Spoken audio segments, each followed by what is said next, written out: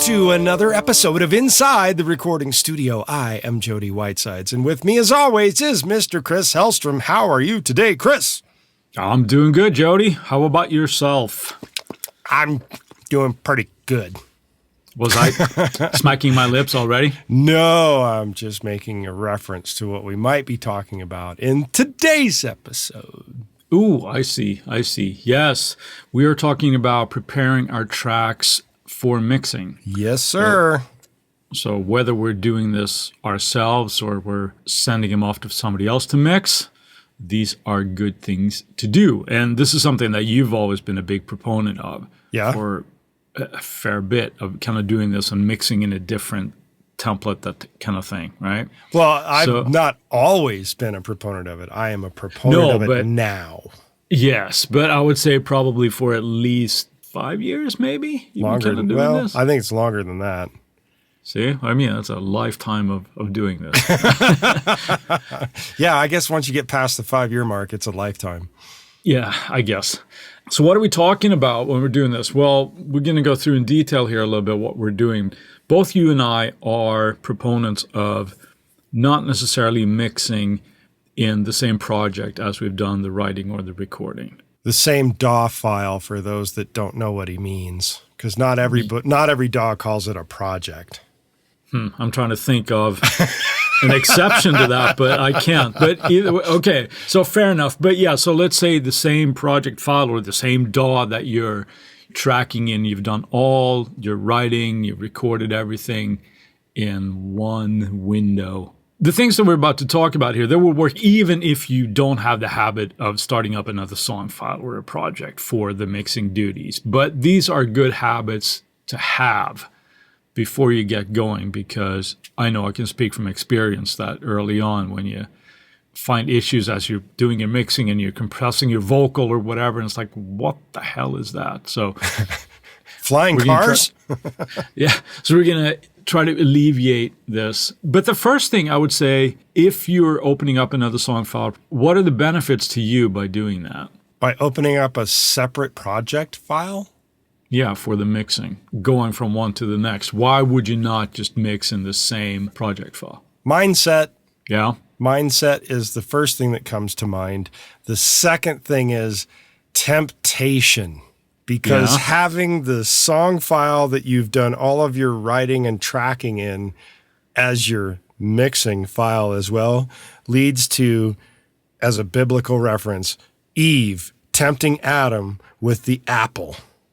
Okay. Just kind of holding it, shaking it in front of your face like, hey, I could change this sound at any given moment right now. And that just leads to problems down the road, in my mind. Okay. I'm going to bypass the whole religious angle because I'm not there with you. I'm not there either, but I'm just trying to give an example.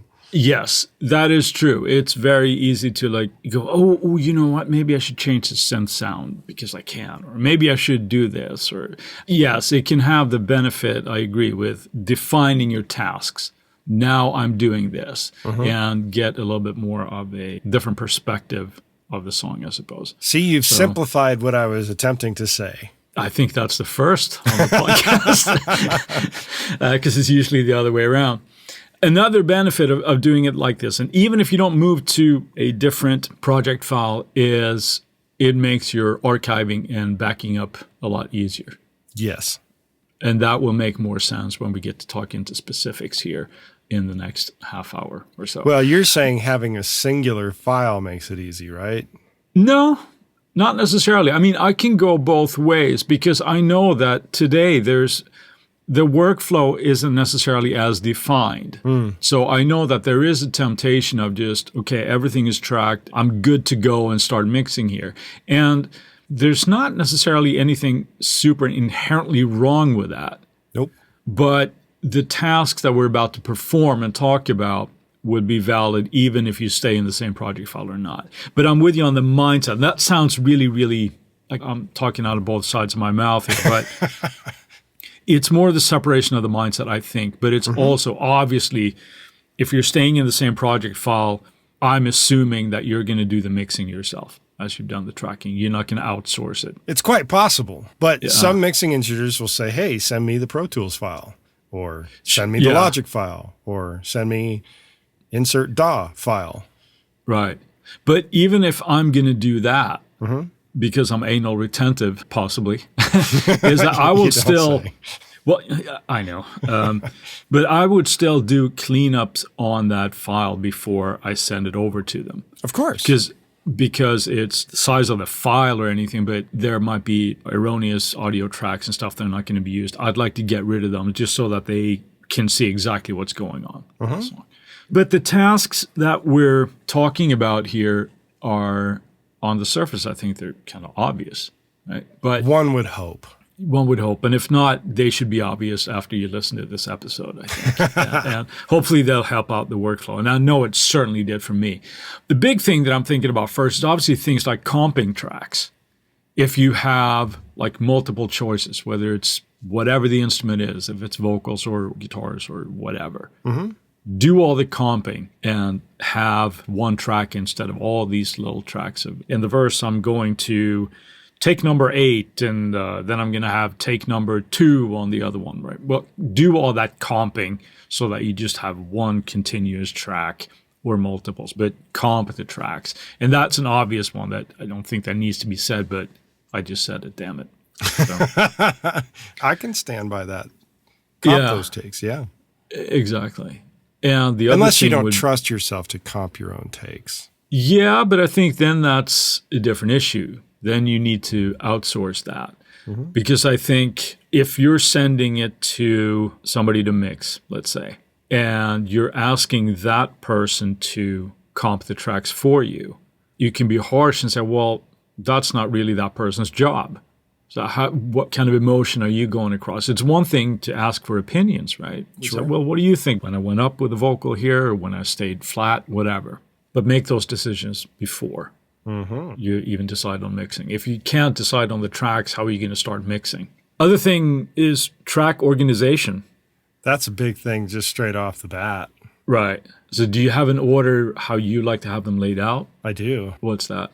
In terms of a DAW that's set up in its arrangement window, vertically speaking, right, the very top will be the drum tracks.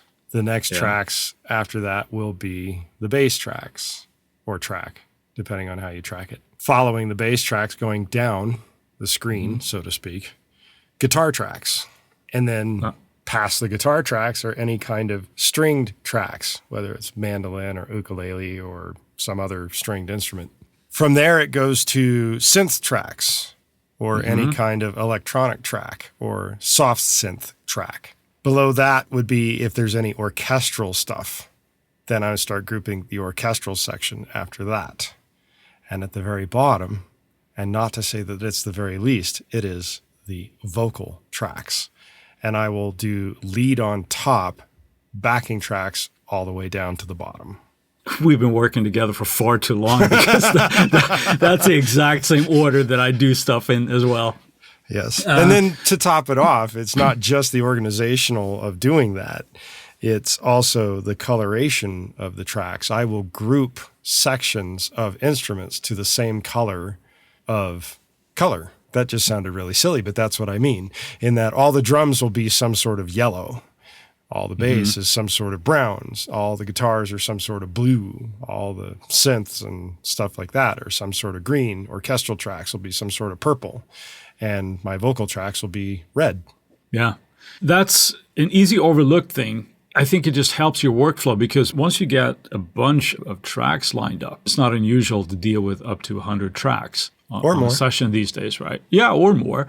That gives you that overview. So when you're scrolling, you know, okay, here's my red tracks. That's my vocal. That's where I'm at in the arrangement. And that's a big one. And I know I've played around with this in the past and tried to group things. And I'm very similar to where you are as well with the color coding. Sometimes I get bored and look at stuff, but then I get thrown off if I change it. So that's the basic organization. And now, of course, if you're doing that and you're sending it to somebody else, never mind you're doing the work yourself, it gives them the overview as well. Yes. Where especially if you're sending it from the same DAW, like if you're tracked everything in Pro Tools and you're a mixing engineer, or you are the mixing engineer getting everything in Pro Tools, or say it's Logic Pro or some other DAW like Cubase or Digital Performer or Ableton's Live or Studio One or even Luna for that matter, having everything grouped visually speaking when you get it just makes it so obvious as to here's my group of this, so that the mixing engineer can rearrange it. And if you are the mixing engineer getting this, it makes it easier for you to rearrange it if you need to rearrange it according to your whims.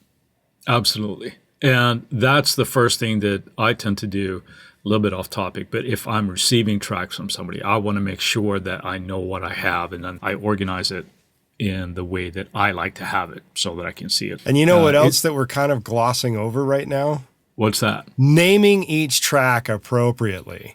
So within my drum group, I have 2 kick tracks usually, the kick inside, the kick outside, and possibly a kick sub.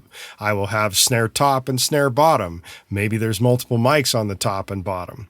So there's going to be additional snares, and they're all going to be labeled appropriately. Same thing with hi-hat. Hi-hat's going to get labeled as a hi-hat track. Then I've got overheads and whether or not it's mono or stereo. And then there might possibly be multiple tom tracks as well for the individual tom hits. They will all get labeled appropriately so I know what piece of kit in the drum kit it is. Label that shit so that you don't get lost. That's a giant thing, right? Because, we all joke about that, but you get a session from somebody and they're all called audio 1, audio 2, audio 3. And all now the way you up have to listen audio to 150, take 45. And you're like, what the hell am I looking at? Yeah, exactly. So be kind, not just to yourself, but if you're sending it to somebody else, please make sure that you label your track or they will not want to work with you anymore. I won't work with you anymore. Yeah. So that's what the basic general organization that I will do. So the naming, the organization, the color coding, and all that type of stuff. Let's get into a little bit more. I'm going to interject again before you go anywhere. Sure. I'm going to interject another thing, and that is if you're not staying in the same file and you go to export all your tracks, the naming convention becomes highly important when you export your multi-tracks. Oh, sure. It makes it so much easier for your mix engineer to pull it into whatever DAW they're working on, and automatically everything's labeled. Now, saying that, I will actually label by group.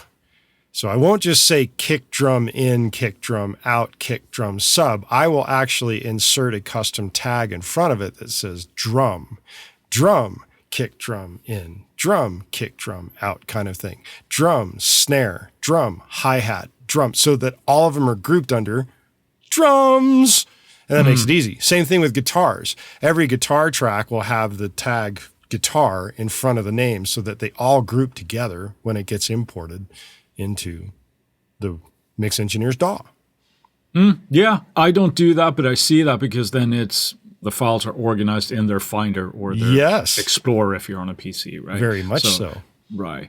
Yeah, that's a good point. Yeah. And now a word from our sponsors.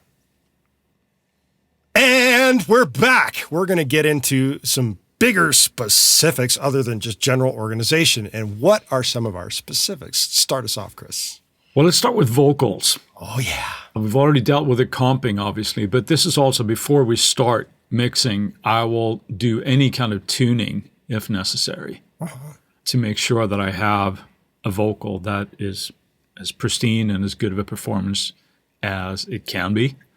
That's a big one. Another thing that I do at this stage as well, because this is something that can kind of sneak up on you, and kind of like I hinted at the beginning of the podcast, removing any kind of noise in between lines of the vocal. So let's say that the vocalist has done the verses separately and the choruses on another track, for example. Make sure that there's no throat clearing, any extraneous room noise. Exactly, just like that.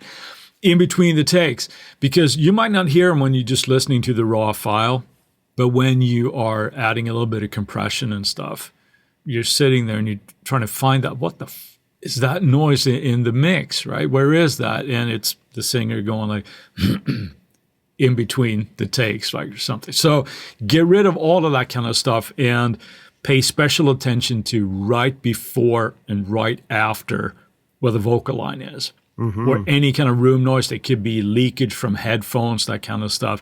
Get rid of all that stuff in between. And yeah, you'll thank me later. Or you thank yourself for that matter. Indeed. Yeah. And because that's just a frustrating thing where you find yourself, you're in this creative mode and you're mixing and you're hyper focused on what's going on in the soundscape of your mix. And then you start noticing noises and things. Now you have to go into like scientific corrective mode, and it's just... Well, it also depends on the kind of node. Some types of noise can just be general mouth clicks, like your tongue is just moving through the mouth kind of thing. Sure, yeah. Other things can be breaths, and depending on how you're doing or dealing with breaths, it could be something you're going to accentuate or something you're going to decentuate. Yeah. Some people will probably remove them altogether, and that's not necessarily something I like to do unless it's really, really distracting. It has pretty much the opposite effect. It's almost like, what is that black paint that NASA came up with that's so black that it can't get none more black? Right. Vanna black or Vanna something. Yeah, it's the blackest color ever. Right? It's almost like looking at a shadow that has no dimension. So removing every breath can be the exact same functionality on a vocal. It can remove all the life out of the actual vocal. And some vocalists, such as, say, Steve Perry, they actually made an effort to accentuate where he was breathing. So it would come way up. And some vocalists that are inspired by Steve also do the same sort of thing. So when they compress and they bring that up, they're really bringing the breath out because it becomes part of the actual performance.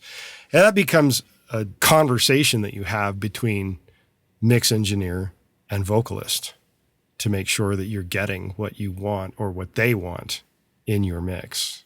Yeah, I wholeheartedly agree. To me, this is very dependent on style as well. But let's say that if you're working on a ballad, for example, I think it would be very detrimental to remove all the breaths because it is that emotional aspect of the vocal take. And you want to hear that it's not a machine doing it. Yeah, exactly. It's not a machine doing it. This is a human being singing.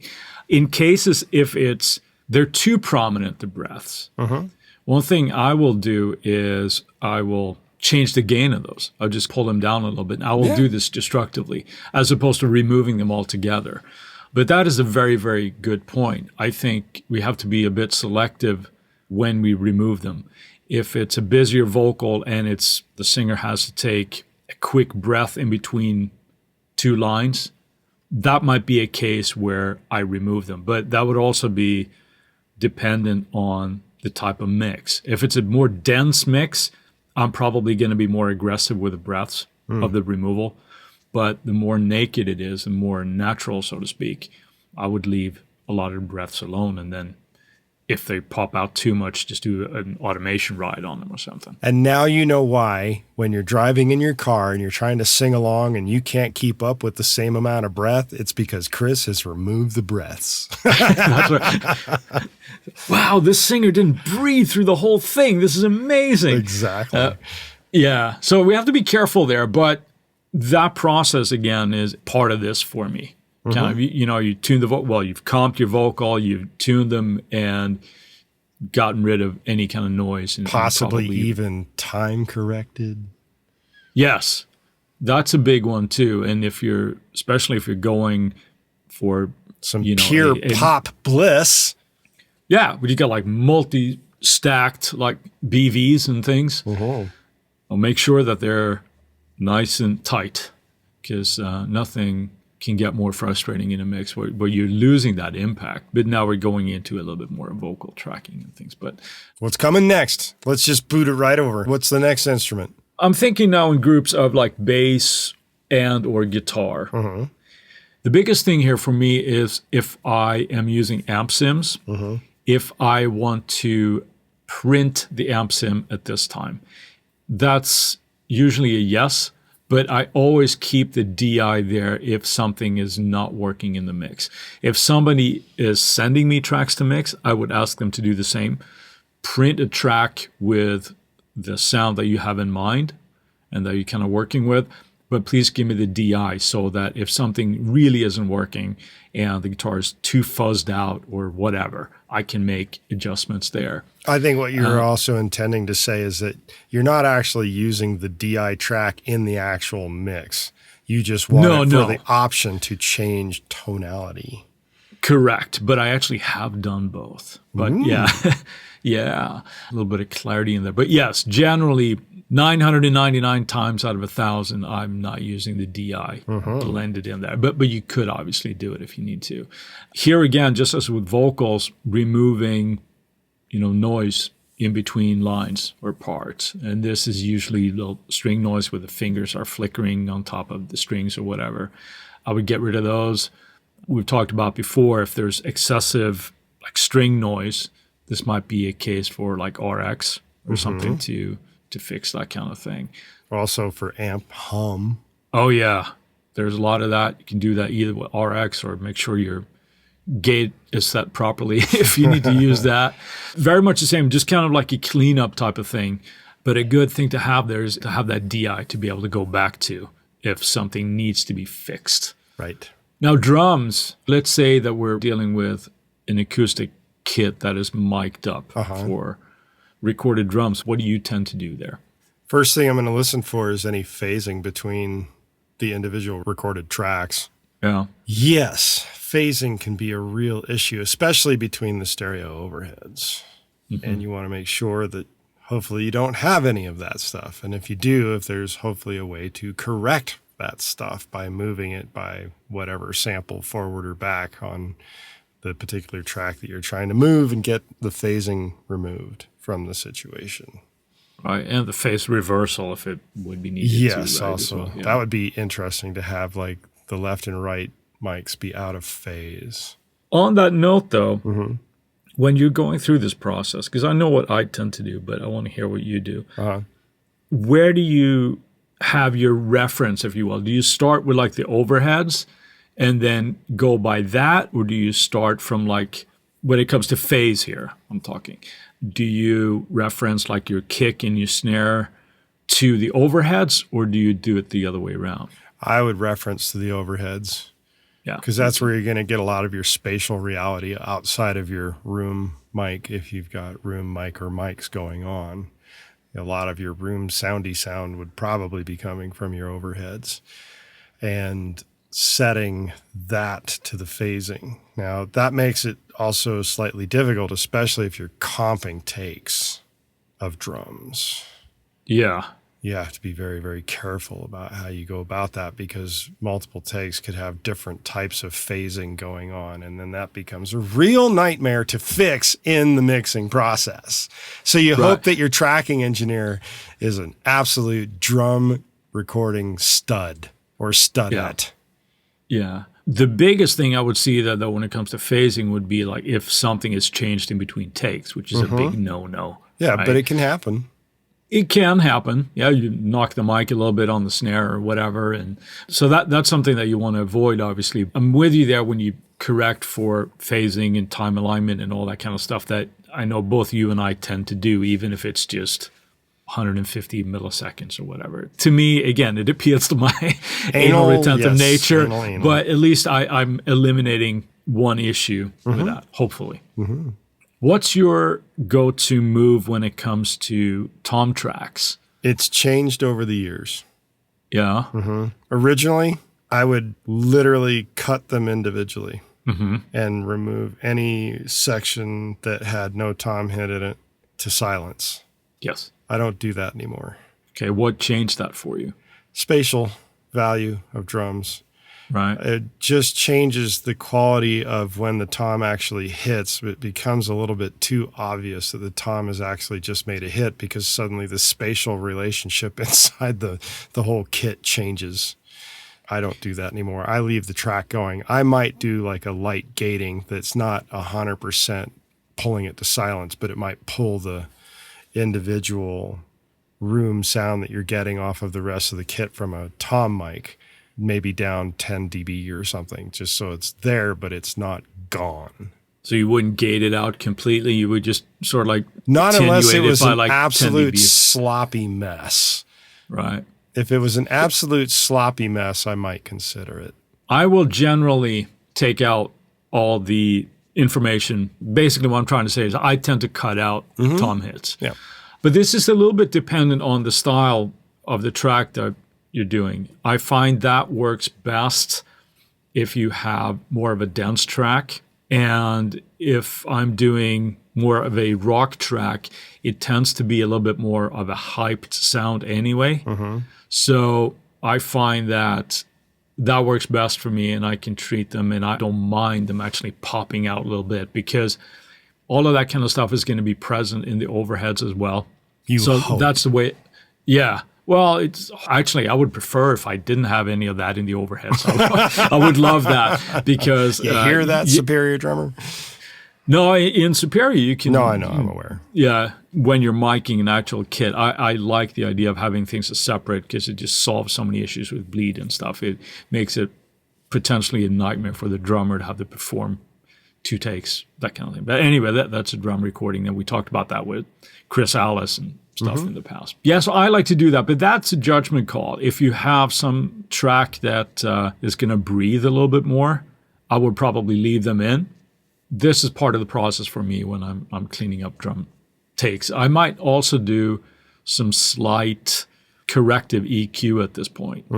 If, for example, my overheads have a little bit too much low end in them, I might roll off a little bit. But you have to be careful here, I've found, because if I start getting too aggressive with, a low cut, they just start sounding unnatural. Yes. But if there's stuff going on in the subs, little things like that, I will do before I do this as well. Right. That makes good sense, especially if you're going to export it to another mix. If you're keeping it within the same one, maybe it's advantageous to use a gate. Yeah, it can be. I think depending on how the kit is recorded, and of course this is all workflow based, right? But it can be tricky to have a gate that is that accurate, where it just doesn't sound like something is just popping in and out. And depending on how dynamic the drummer has been with their performance, let's say that all the mic bleed is at a certain level, and there are some softer tom hits that are not reaching above where the gate would be, type of thing. So there is that, but that's probably a gating episode that we might do. Yeah, sure. Last thing when it comes to editing drums here, because I think this is a big one, and I want to make sure we address it a little bit. When you talked about comping, if you are comping drum takes and you say, oh yeah, take 2 was awesome, except that kick was a little bit late going into the downbeat of verse 2, whatever. Don't just comp the kick from another take. You have to do all the shells and all the room mics and everything, because if not, that kick is still going to be present in the other mics. Yep. So that's something that can be very frustrating, where somebody go, well, why don't you just take a kick from the other take? It doesn't quite work that way, because the kick is already in the other shells, that kind of thing. Does that make sense? What I'm trying to get across that? Yeah. Certain DAWs will deal with it differently. Like Logic has the ability to use phase-locked audio, and that makes it a lot easier, especially when you have everything grouped into an actual folder, the actual instrument. So with drums, you have like your 8 or 12 or 16 tracks of drums all in a single folder, and then you have that folder being a comp. That makes it easy. So yeah. And also, other last thing here before we move on to the last point here, when you're doing that, you also have to pay attention to cymbals and things, because that crash and something, and all of a sudden that crash is cut off. We have to pay special attention when we're comping drums, but again, that's a process that needs to be done before I start thinking about mixing. Oh, yeah. What's our last setup here? Last setup is virtual instruments. This is of special importance. Even if you don't do any of the other stuff, do this one. Because how many times has it happened to you? It's happened to me a couple of times, and I know it's happened to you as well. You decide to go back and remix a song from 10 years plus. Yeah. Now that virtual instrument that you had in that track is no longer available. Or has been modified so that it's not the same. Yeah, or whatever upgrade it's been, right? It might not be there. If you don't have that track printed, guess what? You're SOL. Or you're in need of keeping an old computer around just to open shit like this up. Right. And that either gets expensive. Yeah, and it's just a pain, right? Even if you keep the MIDI file, which I would actually encourage when you go into mixing, should you have to go back and tweak something. You might have to change a register where something is played. You might have to change velocities of whatever the performance is. So that's a good thing to keep a backup, just as a DI when we're talking about bass or guitar, right? But you're talking about virtual instruments, so we're talking about I will. So I would definitely print them before I get to mixing. Yep. Because then you have it, and you know if you need to open it up later, you have what you intended it to be as you started to mix. Now, one question when we're dealing with that, though, is let's say that you have a straight-up synth part that has delay on it or reverb or anything kind of like time-based effect in the patch. Would you print it with that, or would you leave those out? It depends on the feel. Yeah? Yep. More often than not, I might actually remove it so that I can do it from the mix standpoint, make it cleaner. However, if the feel goes completely awry by doing it precisely in a mix, then you will want to keep the original intent of the performance. Yeah, I'm with you there. It's one of those things that we want to be aware of. If it's an integral part of the patch, then you keep it in. But if it's something where it just becomes a swirly mess possibly in a mix, right? You might want to remove those just so that you have that control when it comes to mixing, because it would be very unfortunate. You have something there and you go, oh, that's the delay is just way too loud. And it becomes difficult with your volumic value. There you go. The volumic value of your sonic juiciness, damn it. Ooh, he gets them both in here. I like it. So those are things just to keep or be aware of when you're doing virtual instruments. And I don't think we need to go into if you're dealing with orchestral samples and stuff, because that's a different thing as well. It falls under virtual instruments as well. The other thing, too, in terms of printing your MIDI tracks out with the sounds that you've actually used, is it just helps with your archival purposes, as it does with amp sims and bass sims and any other effects that are integral to what you're putting into the mix. Right, absolutely. So one last point before we put a bow on this. Poke my eye out, man. When you're doing this, when you are printing the guitar tracks, when you're printing your virtual instrument tracks, when you're done comping your vocals, all this kind of stuff, bounce everything from the beginning of the track. So you're going from wherever your zero start is. Yeah, go that until the end. Well, first of all, if you're sending it to somebody else, they're going to have a nightmare of a time aligning things if you don't. Again, if you're opening this up, again, for archiving or something down the line, you want to make sure that there's no issues with that. I have been given tracks before where I got somebody that had been using a different DAW during tracking. And I asked for, it was one of those communication things. They said, do you want the stems? I said, no, I want the multi-tracks. Right. Okay, you want me to stem it out? No, I want the multi-tracks. And they ended up sending me the session file with no multi-tracks, nothing bounced out. I just had the little regions and stuff. And I just ended up having to re-record a whole bunch of it because, yeah, that was unfortunate. So that's just good habit to do, even if you're mixing it yourself. You'll be happier, probably mix faster because you're not fixing as many issues. So get that done before you start mixing. And now that we're happy with the way we're actually exporting and dealing with our mixes, let's move on to our Friday finds. Chris, what have you got today? Woohoo! I discovered an artist and sound designer that goes by the name Venus Theory. Very ethereal. Yes, and this guy's guy called Cameron. He's got music out, great sort of ambient type of electronic stuff that I love. And he also has a really, really good YouTube channel where he talks about different forms of synthesis and sound design kind of thing. And it was one of those guys that, it was just really inspiring to see them work, because that's a little bit outside of what I do on the daily, so to speak. So do yourself a favor. If you're into that kind of stuff, go check him out. Venus Theory. I like it. What do you got? I'm going with the Caveman Audio AP1 compact acoustic preamp. That's a mouthful. Yes, it is. It is a giant mouthful. The idea here is that the Caveman comes from a guy out of Denmark, and he has built custom gear for some of the biggest names in our music history past in terms of modern recorded music. Steen Skredstrup. I'm probably butchering that name, but I believe that's his name. So, but, well, he's decided to shrink this shit. So it's much like his original thing, but now it's much smaller and much more compact and weighs a lot less, like half as much less. So it's the AP1 acoustic preamp that I'm going with for this week. Cool.